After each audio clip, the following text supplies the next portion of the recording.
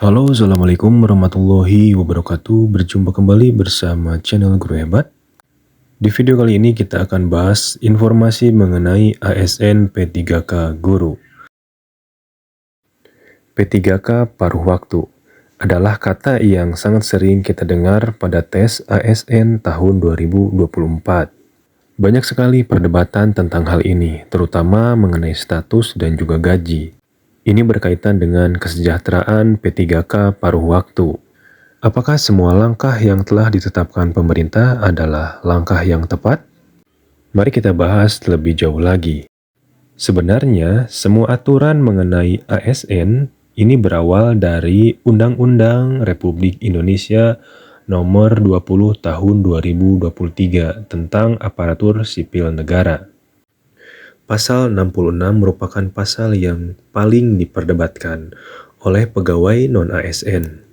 Karena pada pasal ini telah dituliskan, pegawai non-ASN atau nama lainnya wajib diselesaikan penataannya paling lambat Desember 2024. Dan sejak undang-undang ini mulai berlaku, instansi pemerintah dilarang mengangkat pegawai non-ASN atau nama lainnya selain pegawai ASN.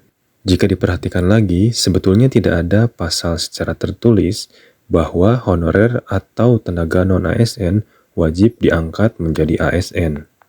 Namun yang menjadi poin inti dari pasal 66 ini adalah kata penataan. Penataan pegawai non-ASN harus selesai paling lambat Desember 2024. Pasal ini merupakan salah satu dasar dan harapan bagi honorer dan juga pegawai non-ASN untuk bisa diangkat menjadi ASN P3K. Lalu pertanyaannya, bagaimana langkah pemerintah dalam penataan pegawai non-ASN ini? Menurut Undang-Undang Republik Indonesia Nomor 20 tentang ASN, pada bab 3, jenis dan kedudukan, terutama pasal 5, yang menjelaskan mengenai pegawai ASN ini terdiri atas PNS dan juga P3K. Langkah penataan pegawai non-ASN ini sebetulnya sudah lama dilakukan oleh pemerintah. Dari mulai pendataan non-ASN oleh BKN untuk diprioritaskan pada tes P3K 2024, hingga sosialisasi dan usulan tentang P3K yang dibagi dua jenis, ada penuh waktu dan juga paruh waktu. Walaupun statusnya sama-sama ASN, masih banyak pertanyaan besar terutama tentang status P3K paruh waktu dan nasib kedepannya seperti apa. Lalu, apakah pada tes P3K tahap 1 2024, seluruh tenaga non-ASN bisa ikut tes dan bisa diangkat menjadi P3K penuh waktu? Jawabannya tentu tidak. Ada beberapa faktor yang mengakibatkan hal itu bisa terjadi. Pertama, Pemda tidak membuka formasi. Kedua, Pemda membuka formasi namun terbatas. Dan ketiga, peserta tidak memenuhi syarat. Dan pasti banyak hal lain yang mengakibatkan hal tersebut bisa terjadi. Di luar dari 3 poin ini. Dari 3 poin ini saja, itu membuat pegawai non-ASN yang mengikuti tes ada yang dinyatakan lulus dan tidak lulus. Untuk faktor yang pertama dan kedua, mengapa itu bisa terjadi? Sesuai dengan pasal 32 Undang-Undang Nomor 20 Tahun 2023, dijelaskan tentang perencanaan kebutuhan ASN. Pada ayat 1, Menteri menerapkan kebijakan perencanaan kebutuhan pegawai ASN secara nasional berdasarkan prioritas nasional sesuai dengan rencana pembangunan jangka menengah nasional serta dengan mempertimbangkan kemampuan keuangan negara.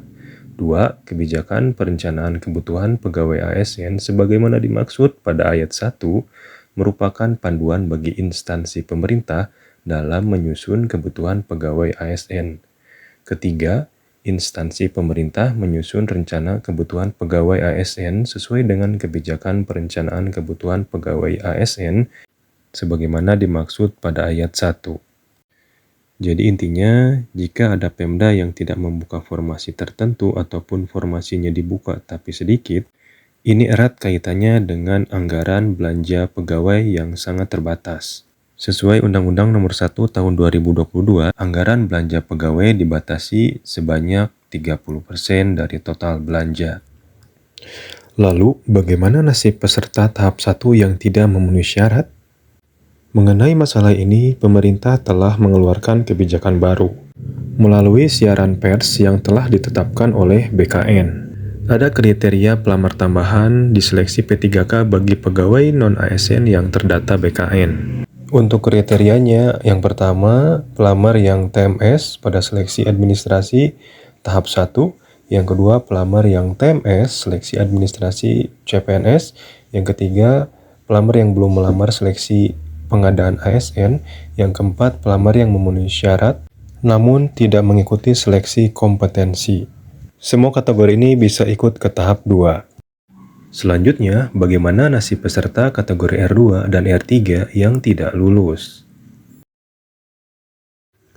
Berdasarkan Kepmenpan RB nomor 16 tahun 2025 tentang pegawai pemerintah dengan perjanjian kerja paruh waktu, di sini sebetulnya untuk nasib R2 dan R3 yang tidak lulus itu akan dijadikan P3K paruh waktu.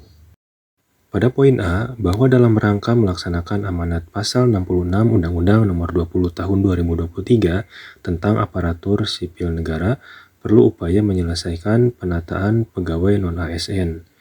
Pada poin B, berdasarkan pertimbangan sebagaimana dimaksud, perlu menetapkan Permenpan RB tentang pegawai pemerintah dengan perjanjian kerja paruh waktu. Jadi intinya untuk peraturan ini sebetulnya merupakan tindak lanjut dari pasal 66. Pada poin kelima, dituliskan bahwa pengadaan P3K paruh waktu dilaksanakan bagi pegawai non-ASN yang terdaftar dalam pangkalan database pegawai non-ASN Badan Kepegawaian Negara dengan ketentuan sebagai berikut.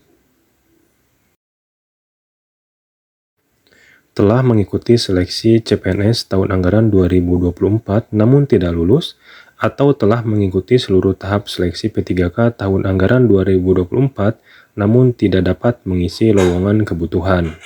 Sehingga dua kategori ini akan dijadikan P3K paruh waktu.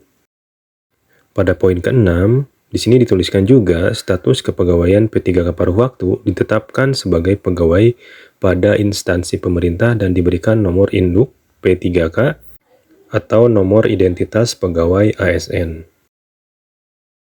Lalu apakah P3K paruh waktu bisa dijadikan P3K penuh waktu? Di pasal ke-18 dituliskan bahwa hasil evaluasi kinerja sebagaimana dimaksud dalam diktum ke-17 digunakan sebagai pertimbangan perpanjangan perjanjian kerja atau pengangkatan menjadi P3K. Dan pembahasan mengenai gaji atau upah ini ada di poin ke-19. Dituliskan bahwa P3K paruh waktu diberikan upah paling sedikit sesuai dengan besaran yang diterima saat menjadi pegawai non-ASN atau sesuai dengan upah minimum yang berlaku di suatu wilayah. Tentunya ini disesuaikan dengan anggaran yang dimiliki di setiap daerah, sehingga gajinya bisa jadi tetap atau bisa jadi lebih tinggi. Lalu, apa bedanya P3K paruh waktu dan pegawai honorer jika gaji tetap sama? Menurut Menpan RB dari channel YouTube-nya, yang menjadi tuntutan utama bagi non-ASN adalah status kepegawaian. Sehingga jika dilihat dari status P3K paruh waktu dan juga pegawai honorer itu berbeda. Untuk perbedaannya bisa dirangkum di beberapa poin berikut. Perbedaan status kepegawaian P3K paruh waktu dan tenaga honorer. Itu yang pertama, P3K paruh waktu adalah aparatur sipil negara atau ASN. Yang kedua, hak dan kewajiban dilindungi oleh undang-undang. Ketiga, memiliki NIP dan SK pengangkatan atas persetujuan BKN dan Kemenpan RB. Keempat, dapat diusulkan menjadi P3K penuh waktu. Sehingga apa yang dimiliki oleh P3K paruh waktu terkait status kepegawaian ini tidak dimiliki oleh honorer. Untuk harapan kedepannya, semoga P3K paruh waktu ini bisa diangkat menjadi penuh waktu dan juga kesejahteraannya bisa terus diperhatikan. Bagaimana pendapat Bapak Ibu terkait kebijakan pemerintah ini? Silakan tulis di kolom komentar. Terima kasih yang telah menyaksikan video kali ini. Jangan lupa di like, di komen, dan juga di subscribe agar channel ini semakin berkembang. Terima kasih. Wassalamualaikum warahmatullahi wabarakatuh.